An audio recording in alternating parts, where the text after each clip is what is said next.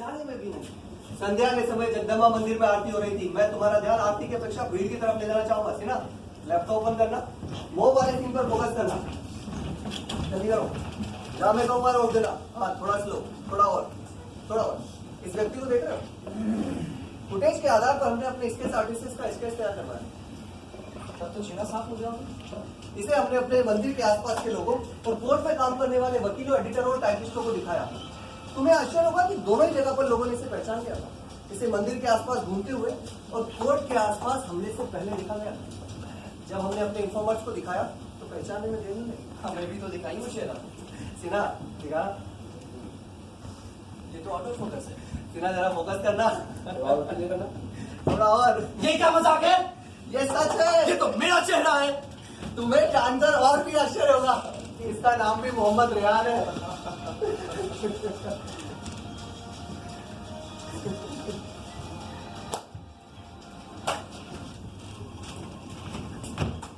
किसका? जलील साहब का। वो सेमिनार में मेरा इंतजार कर रहे हैं। और ये मत बताने कि तुम कहा। Hello hello. हाँ जलील साहब, ये मीडिया वाले तुम्हारे बारे में क्या दिखा रहे हैं? सच्चाई तो आप जानते ही हैं। उसी के बारे में बात करनी है। आज सुबह कुछ लोग मेरे घर आए थे, वो तुम्हारे बारे में मतलब तुम्हें कुछ खास खास जरूरी बातें बताना चाहते थे। कोई खास बात थी जलील साहब? हाँ, ये कोर्ट पर जो हमला हुआ था उसको अंजाम देने में IAM की सरकारी एजेंसी ने भी मदद की थी। ये कैसे मुमकिन है? जगदम्बा मंदिर में जब ब्लास्ट हुआ उसी दिन दोपहर के वक्त मंजरपुर गांव में STF के कुछ लोग घूम रहे थे। खुफिया एजेंसियां इस गांव को इंडियन मुजाहिदीन के आतंकियों के गांव के रूप में। सवाल उठता है, अगर मंदिर में हुए धमाके की जानकारी नहीं थी तो वो पहले ही मंजरपुर कैसे पहुंच गए? Hello hello hello. इसका नंबर नोट करो और मुझे आधे घंटे के अंदर इसकी कंप्लीट इंफॉर्मेशन चाहिए। स्पेशली ये पता लगाओ कि इसका पॉलिटिकल एफिलिएशन किसके साथ है। क्या सोच रहे हो? सोच रहा हूँ कि मेरा प्रशांत से मिलना इतना जरूरी क्यों है। सर प्रशांत वर्मा इस गाड़ी। हाँ प्रशांत, क्या स्वामी सत्यानंद के मठ? मैंने तुम्हें अल्लाहगंज जाने के लिए कहा था, स्वामी सत्यानंद के मठ पर क्यों पहुंच गए? किसने ऑर्डर दिया? तुम फौरन कंट्रोल रूम चले आओ। दरअसल तुम्हारे मित्र मोहम्मद रेहान तुमसे मिलने आए। इंस्पेक्शन रूम में तुम्हारा इंतजार कर रहे हैं।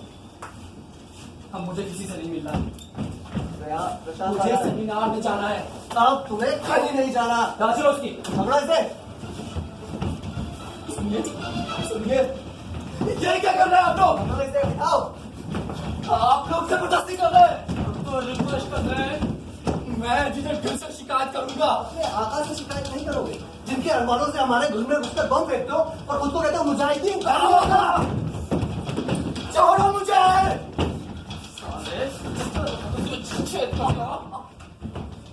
मुझे छोड़ते क्यों नहीं? तुम्हारे लिए क्या बड़ा है, मजहब या मुल्क? मजहब का कोई मुल्क नहीं होता, आतंकियों का होता है। दोनों में से किसी एक को चुनना हो तो किसे चुनोगे? मुझे आपसे देशभक्त का सर्टिफिकेट नहीं चाहिए। कुत्ते पकड़ो इसे, अंदर ले आओ।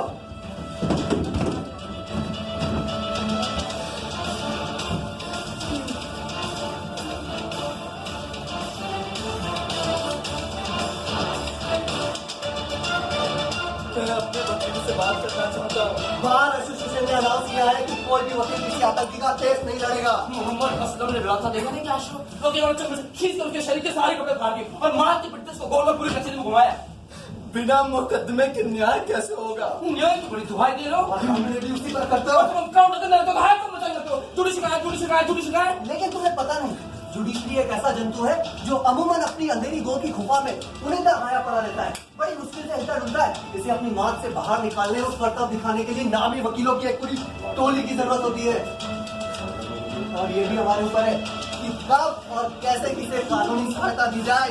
इस तरह तरीके से पूछताछ की जाए। तुम्हें भी नहीं होगा कि हमने इन तरीकों से कितनी महारत हासिल कर ली है। जिन लोगों को तरीके दिखाए जाते हैं ना, वो यहाँ से पुराने हो चुके हैं। से आदमी जाते कि शरीर को चूट कर शाम में पिछवाड़े में पीछे मिर्च डालना ना यहाँ का मनपसंद तरीका है। कि आदमी का उसकी कमर के पीछे बांध दिया जाता है और घुटनों के पीछे छड़ डालकर उसको समय से ऊपर इस तरह उठाया जाता है कि उसके पूरे शरीर के मतलब उसको घुटने पकड़े और उल्टा करके तलवे पर डंडे मारना आमतौर पर आज गर्दन घुमाना शायद नुकसान दे न रखता हो, लेकिन बहुत होती है। बाप बाप चिल्लाने लगता है। भूख से बिलबिलाने पर गाय का मांस और सुअर का कपड़ा बन जाते हैं। मैं अपने वकील से बात करना चाहता हूँ। किससे बात करना चाहता है? पीयूसीएल के साथी रवि सिन्हा से। ध्यान, तुम्हारा फोन टैप हो रहा है। मेरी सांसों को टैप क्यों नहीं कर लेते? लेकिन ह्यूमन राइट्स वालों से दूर रहो, वही तुम्हारे लिए बेहतर होगा। नुकसान के सिवा कुछ हाथ आने वाला तो है। रेहान, अगर तुम चाहो तो अपने घर वालों से बात कर सकते हो। कहाँ है मेरे घर वाले? हमारी हिफाजत में है और खैरियत से है। तुम चाहते क्या हो? हम तो उस चेहरे को देखना चाहते हैं जो गुलशाद को मोहरा बनाकर आतंक का खेल खेल रहा है। मुझे इसके बारे में कुछ पता नहीं है। रेहान, अगर तुम हमारा ख्याल नहीं रखोगे तो हम तुम्हारी फैमिली का ख्याल कैसे रखेंगे? देखो, मेरी बीवी और बच्ची को कुछ नहीं होना चाहिए। क्या तुम गुलशाद के वकील से मिलने अकबर नगर गए थे? मैं वहाँ अपने एक दोस्त से मिलने गया और था। आज गुलशाद से मिलने जेल भी गए थे। बाहर के लिए कुछ तस्वीर चाहिए थी। क्या बातें हुई? पुलिस ने परमिट नहीं किया। रेहान, अगर तुम हमारे साथ कोऑपरेट नहीं करोगे तो हम तुम्हारी फैमिली के साथ कैसे कोऑपरेट करेंगे? बताता हूँ। बोलो इसे, कैमरा लगाओ।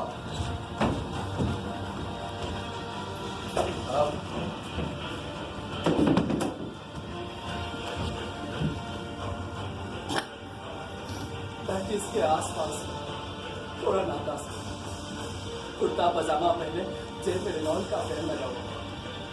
जब मैंने पूछा कैसे गुलशाद, उसने जवाब दिया, क्या मौत के देहरी पर खड़े आदमी से मुझे यही सवाल पूछने चाहिए? इसका स्टेटमेंट रिकॉर्ड हो रहा है। कैमरे तब देखो। सीधे खड़े हो जा।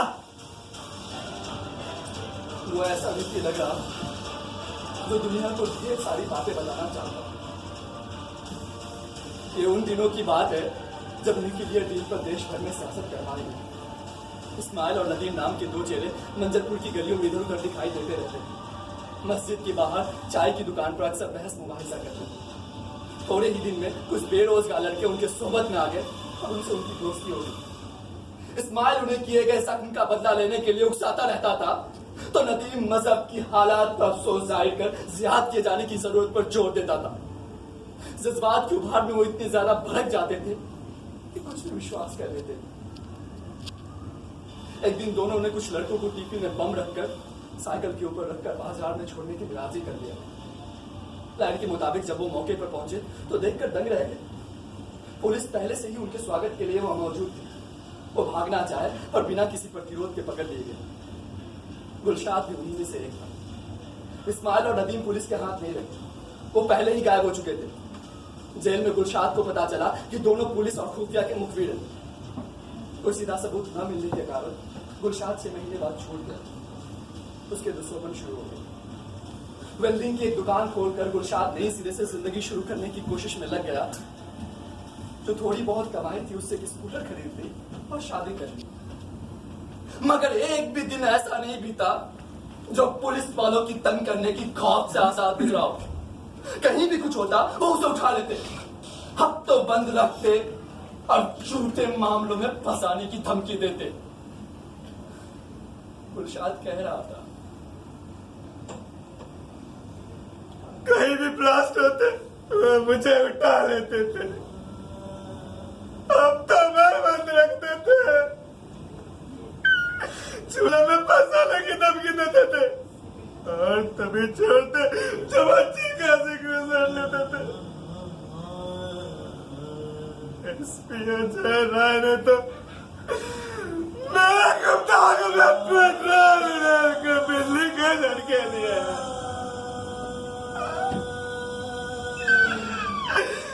एक दिन तो 3 घंटे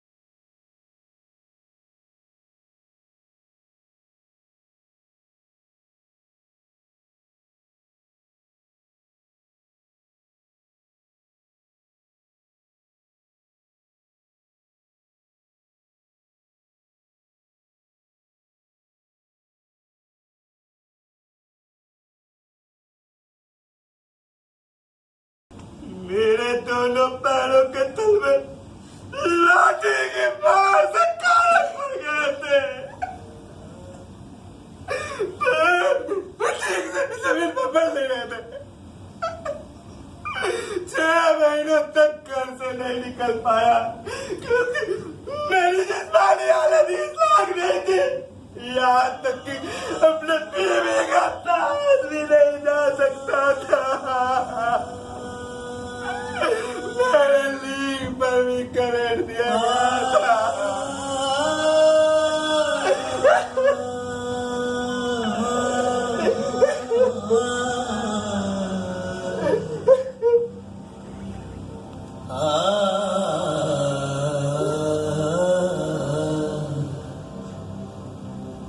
एसटीएफ की कैंप से गुलशाद ने ये सबक सीखा, या तो विरोध करने की नतीजों में जुल्म सितम हो गए, या फिर बगैर सवाल की एसटीएफ की बात मान डाली। जब डीएसपी राठौर ने गुलशाद से एक छोटा सा काम करने के लिए कहा तो उसके पास कोई और चारा नहीं था। एसपीएस राठौर ने गुलशाद से कहा कि उसे एक आदमी को राजधानी ले जाना है, वहां किराए पर उसे एक घर दिलवाना है। गुलशाद उस आदमी से पहली बार मिला था, तभी समझ गया कि ये कोई बाहरी आदमी है, क्योंकि वो हिंदी ठीक से समझ नहीं पा रहा था और उसने अपना नाम याकूब बताया। कोर्ट पर हुए हमले में सुरक्षा कर्मियों द्वारा मारे गए 5 आतंकियों में से एक की शिनाख्त पुलिस ने इसी नाम से की थी। राजधानी में गुलशाद के पास एसपीएस राठौर के फोन आते रहते थे। उसने बताया कि राजधानी में याकूब बहुत से लोगों से मिलता जुलता रहता था। कार खरीदने के बाद याकूब ने गुलशाद से वापस जाने के लिए कहा और 50,000 रुपए भी दिए। कहा यह तोहफा है, गुलशाद ईद के लिए अपने घर चलती है।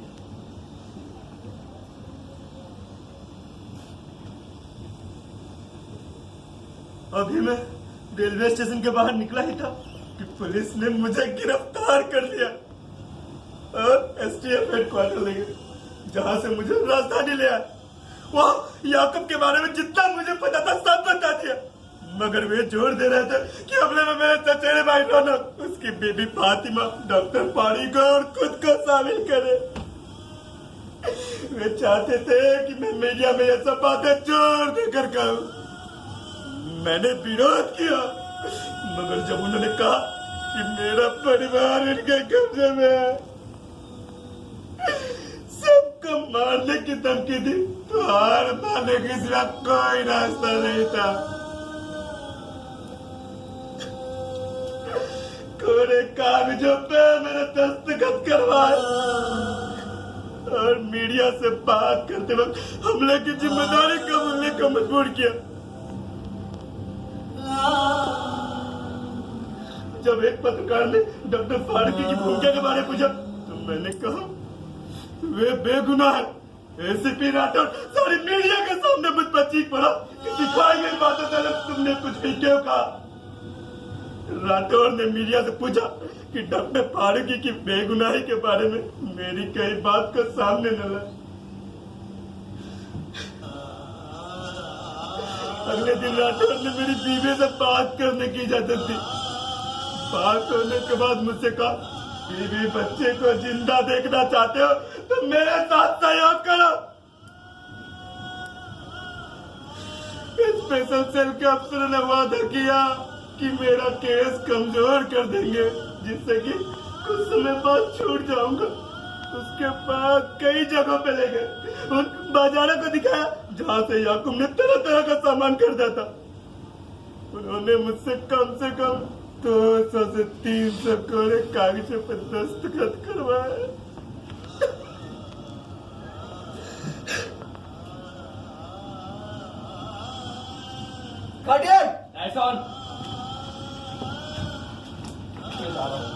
ये देख रहे हो,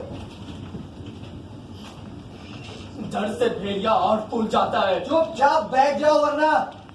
ठीक है, कोर्ट ने गुलशाद पर हमले का मास्टरमाइंड होने का आरोप नहीं लगाया है। उससे तो सिर्फ बलि का बकरा बनाया है। फिर कौन है वो मास्टरमाइंड? कभी कभी तो संशय होता है कि कहीं सरकार ने ही अपने फायदे के लिए कोर्ट पर जज्बा तो नहीं करवा दिया। ये बयानी को गाली में फायर बहुत अच्छा है।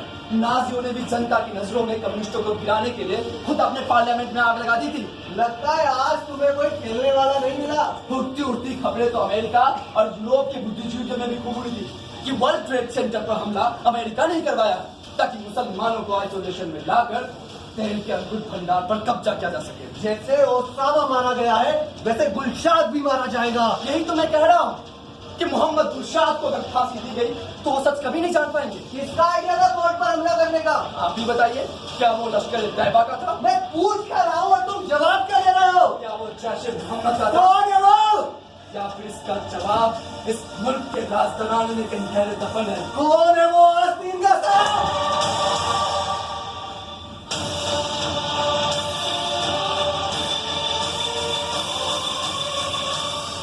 गाल पर तमाचा मारा है लेकिन चोट कलेजे पर लगी है। इसी के लायक हो तुम लोग। कुछ सालों से इस तरह का चाटा कभी गाल पर तो कभी दिल पर खाने के लिए भी शब्द हो चुके हैं। दगा दोगे तो चोट खाओगे नहीं। खुदा जानता है कौन दगाबाज है। ये कभी इस देश के नहीं हो सकते। एक ही झूठ कितनी बार बोलोगे जब तक झूठ सच ना हो जाए। लोगों को ये पता न चल जाए कि मुसलमान क्या है।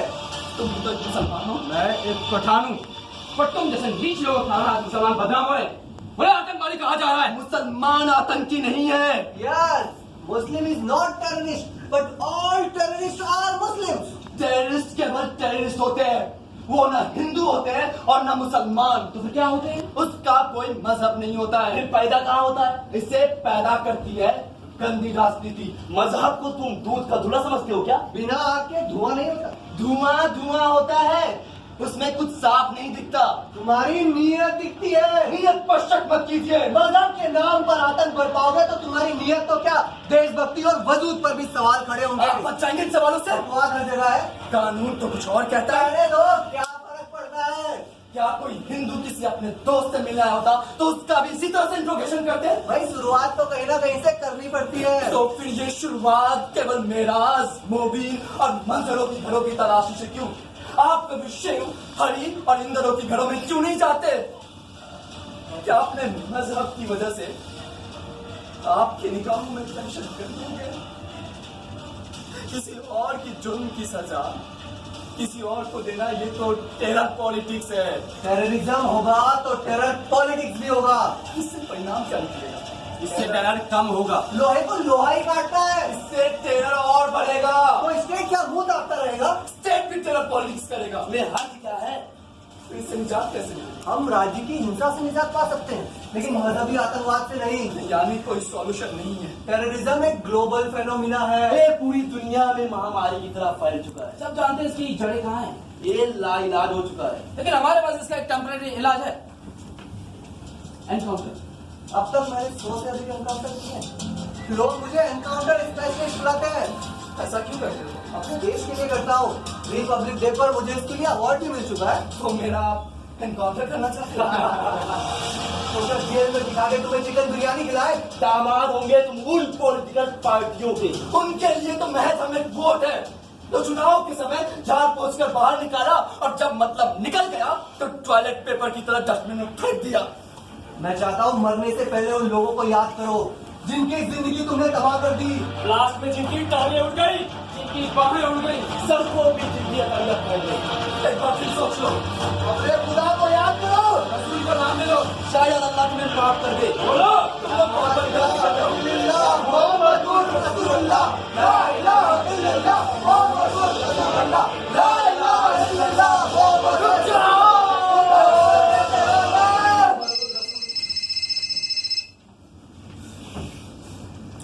हेलो, कौन? मैं डीके राव बोल रहे हैं। कौन D K Rao? Home secretary Rao, तुम्हारे पास मेरा नंबर सेव नहीं है क्या? Good afternoon sir. ये क्या तमाशा खड़ा कर रखा है वहाँ पे? किस मोहम्मद रेहान को जगदम्बा मंदिर ब्लास्ट और कोर्ट के हमले में गिरफ्तार कर मीडिया के सामने दिखा रहे हो? सर वो हार्डकोर टेररिस्ट है।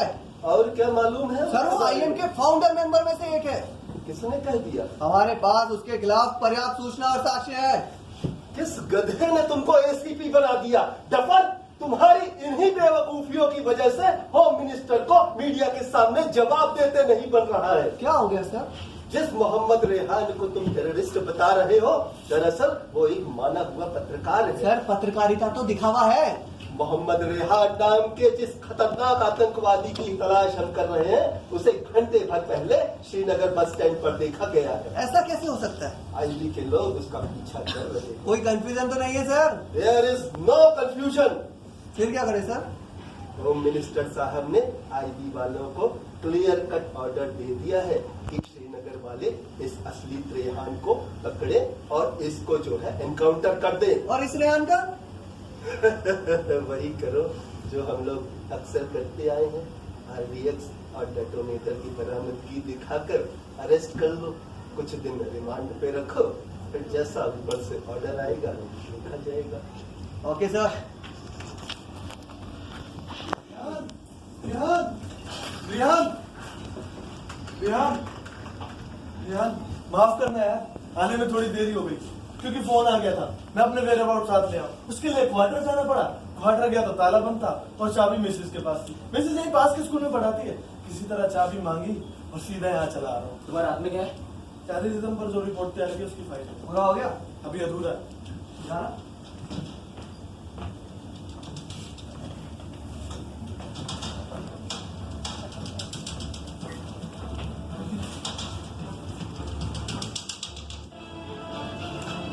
ये क्या बकवास रिपोर्ट है?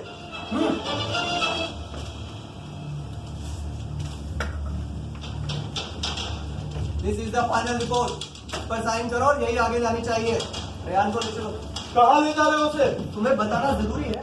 रेहान मुझसे मिलने आया है। इस मामले से दूर रहो वरना प्रॉब्लम में पड़ जाओगे। लोगों की जिंदगी के साथ सियासत करना ठीक नहीं है। तुम लोग जुल्म करो और हम सियासत भी ना करें। उसका जुर्म क्या है? वो कसूरवार है। कसूर ये है कि मैं एक मुसलमान हूँ, ये एक टेररिस्ट है। अगर ये एक टेररिस्ट है तो मेरी आंखों के सामने गोली मार दो। यहाँ तमाशा खड़ा मत करो। तमाशा तो आप लोग खड़ा कर रहे हैं आतंकवाद से जंग लड़ने का। खैर मनाओ, तुम एक सेकुलर मुल्क में हो। कहने को तुम एक सेक्युलर मुल्क में हो, लेकिन कोई ये कहकर मकान किराए पर देने से मना कर देता है कि हम मुसलमानों को घर नहीं देते। इंटरव्यू देने पर यह लिखकर भेज दिया जाता है कि हम केवल हिंदू को नौकरी देते हैं। कैसे आप किसी को सेक्युलर मुल्क का भरोसा दे सकते हैं जहां किसी दिन दहाड़े किसी की मस्जिद जमीन दोज कर दी जाए, दंगों में चुन चुन कर मारा जाए और धमाकों के बाद कहीं से भी उठा लिया जाए, शक की पनाह पर गिरफ्तार कर लिया जाए, अपने ही घर में दुश्मन करार दिया जाए, यहां तक कि देशभक्त होने का सबूत भी देना पड़ जाए, तो आखिर माजरा क्या है? माजरा हमारे लोकतंत्र पर हमले का है। चलिए मान लेते हैं कि कोर्ट पर हमला हमारे लोकतंत्र पर हमला था, तो ये क्या है जब दंगइयों के साथ स्टेट पावर भी शामिल होकर इंसान कशी करने लग जाता है। शक की पनाह पर गिरफ्तार कर सालों साल जेल में सजा देने के बाद जब कोई सबूत न जुटा पाने के कारण अचानक उन्हें छोड़ देते, क्या ये किसी व्यक्ति के लोकतंत्र पर हमला नहीं है? जलालत और गुमनामी के जुल्म में सलाखों के पीछे उसने गुजारे हैं, क्या कोई लौटा सकेगा? टेररिस्ट होने का कलंक उसने और उसके परिवार ने जो झेला है, उसके निशान को कौन मिटाएगा? क्या तुम्हें उस भूत बने बाप की भीतर ही भीतर उनकी आवाज सुनाई? उस मां को देखा है जो जवान होते बेटे को देखकर सिहर उठती है और रात को उठ उठकर बिस्तर टटोल जाती है कि कहीं कोई उसे उठा तो नहीं ले गए। रेत होती हुई इस औरत के आंखों के पन्नों पर बनने वाली इबादत को कभी पढ़ा है जो हर आंख पर चौंक उठती है कि कहीं उसके गुम हुए खामिन की आहट तो नहीं। कहा जाता है हमारा मुल्क एक लोकतांत्रिक मुल्क है और यह भी बताया जाता है कि हमारा मुल्क दुनिया का सबसे बड़ा लोकतंत्र है। ठहरी हुई खामोशी में तुम्हें लोकतंत्र की धड़कन की आवाज नहीं सुनाई देती? आग कभी आग नहीं बुझा सकती, पानी की जरूरत होती है और आप लोग आग में पेट्रोल डाल रहे हैं।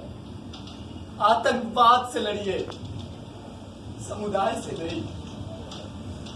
चंद गुमराह दहशतगर्दियों की सजा पूरी कौम को क्यों?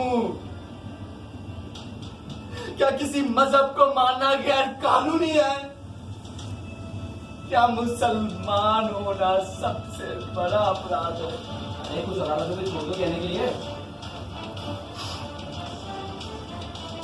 आखिर इस मुल्क में मुसलमानों को इंसाफ कौन देगा? It not justice. क्या करे, कानून अंधा होता है। लेकिन इतना अंधा होता है ये नहीं पता था। लेकिन ये तो पता है ना, सत्य कभी पराजित नहीं होता। वो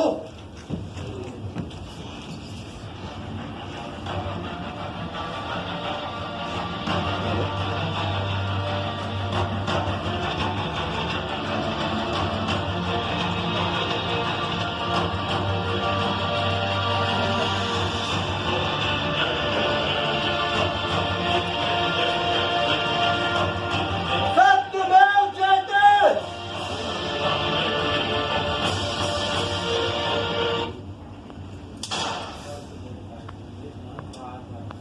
हाँ, केवल सत्य की विजय होती है, झूठ की नहीं। जिस मुल्क में अदालत सालों साल बाद अपना फैसला सुनाए, पुलिस बेगुनाहों पर जुल्म ढाए, सरकार गूंगी बहरी बनकर तमाशा देखे, तो आखिरकार ये मुल्क कैसे चलेगा? ये आतंकवाद को खत्म नहीं करना चाहते, बल्कि अपने फायदे के लिए इसे बरकरार रखना चाहते हैं।